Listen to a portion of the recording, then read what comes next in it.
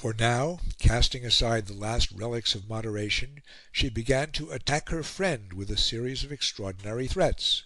Not once, not twice, but many times she held over his head the formidable menace of her imminent abdication. "If England," she wrote to Beaconsfield, "is to kiss Russia's feet, she will not be a party to the humiliation of England, and would lay down her crown." And she added that the Prime Minister might, if he thought fit, repeat her words to the Cabinet. "This delay," she ejaculated, "this uncertainty, by which abroad we are losing our prestige and our position, while Russia is advancing and will be before Constantinople in no time, then the Government will be fearfully blamed, and the Queen so humiliated that she thinks she would abdicate at once. Be bold. She feels," she reiterated, "she cannot, as she said before, remain the sovereign of a country that is letting itself down to kiss the feet of the great barbarians, the retarders of all liberty and civilisation that exists." When the Russians advanced to the outskirts of Constantinople, she fired off 3 letters in a day demanding war; and when she learnt that the Cabinet had only decided to send the fleet to Gallipoli, she declared that her first impulse was to lay down the thorny crown, which she feels little satisfaction in retaining if the position of this country is to remain as it is now. It is easy to imagine the agitating effect of such a correspondence upon Beaconsfield.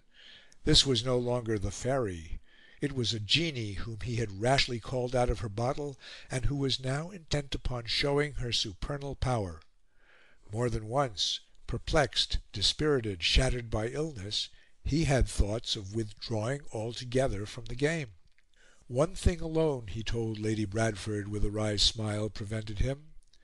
"If I could only," he wrote, "face the scene which would occur at headquarters if I resigned, I would do so at once."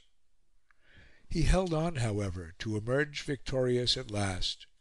The Queen was pacified; Lord Derby was replaced by Lord Salisbury; and at the Congress of Berlin, Der alte Jude carried all before him. He returned to England in triumph, and assured the delighted Victoria that she would very soon be, if she was not already, the dictatress of Europe. But soon there was an unexpected reverse. At the general election of 1880, the country, mistrustful of the forward policy of the Conservatives, and carried away by Mr. Gladstone's oratory, returned the Liberals to power. Victoria was horrified, but within a year she was to be yet more nearly hit. The grand romance had come to its conclusion. Lord Beaconsfield, worn out with age and maladies, but moving still, an assiduous mummy, from dinner party to dinner party, suddenly moved no longer.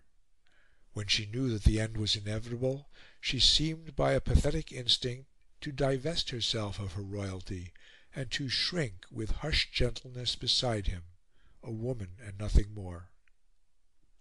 "I send some Osborne primroses," she wrote to him with touching simplicity, "and I meant to pay you a little visit this week, but I thought it better you should be quite quiet and not speak, and I beg you will be very good and obey the doctors." She would see him, she said, "when we come back from Osborne, which won't be long. Everyone is so distressed at your not being well," she added, and she was "Ever yours very aptly, V.R.I." When the royal letter was given him, the strange old comedian, stretched on his bed of death, poised it in his hand, appeared to consider deeply, and then whispered to those about him, "This ought to be read to me by a Privy Councillor." End of Chapter 8, Part 3.